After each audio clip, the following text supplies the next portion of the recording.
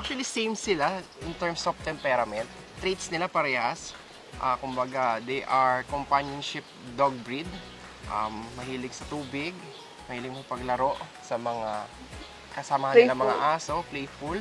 Sa mga fur parent. Affectionate din po sila, parehas actually. And then, yung mga Golden Retrievers, mababait po talaga sila kahit sa mga bata.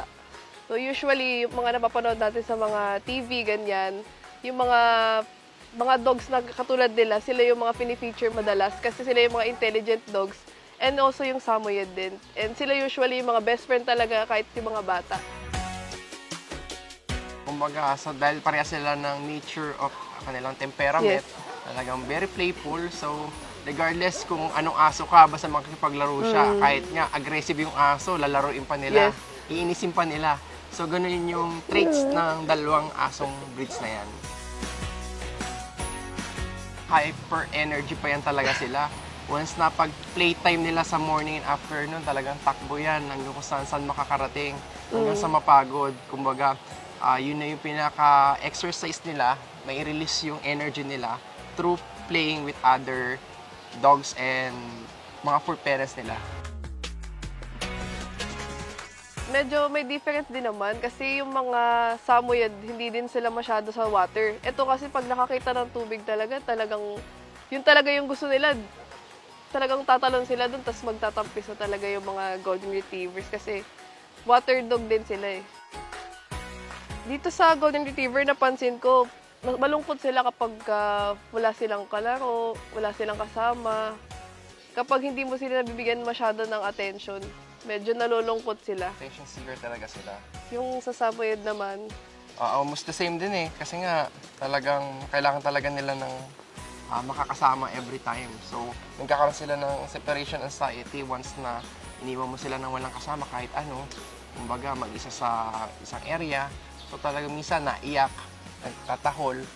So, yun yung commonly demand lang talaga nila is time sa mga fur parents nila.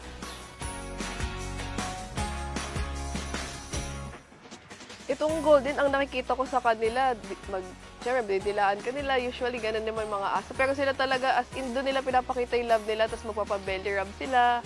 Tapos, sasampahan ka nila. Sobrang, yung makikita mo yung excitement sa kanila, kahit lagi ka naman nila nakikita.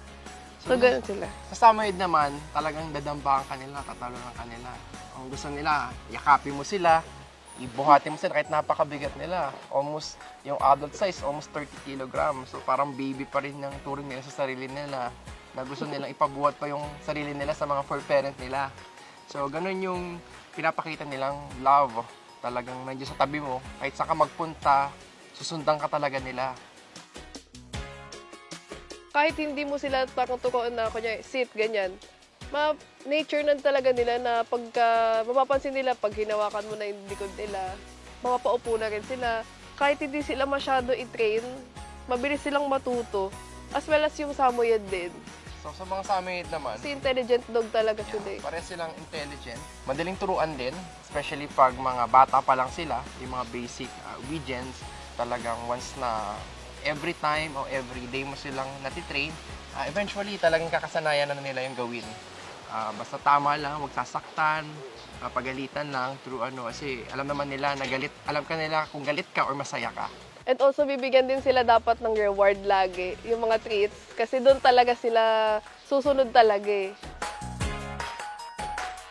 Golden Retrievers, mas makulit. Yung Samoyed, medyo tahimik yung pagka iniwan mo sila sa tabi. Doon lang sila. Hindi sila alis. Ito, mga Golden Retriever talagang ikot-ikot talaga sila. Especially pag yung mga sobrang mga younger age mga puppies kasi yun yung parang high energy stage nila. Pero once na naging adult na yan or naging 1-year-old na sila, so doon mo na makikita na talagang na sila, well-behaved na.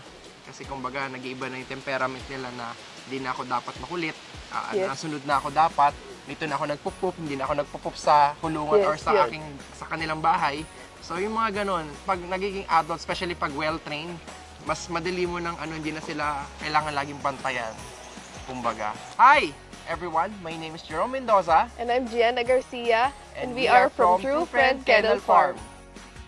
Matatagpuan kami dito sa Indang, Cavite.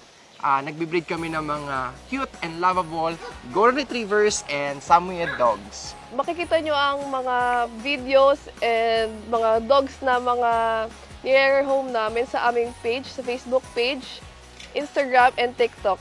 True Friend Kennel Farm, where unconditional love and loyal companionship are bred.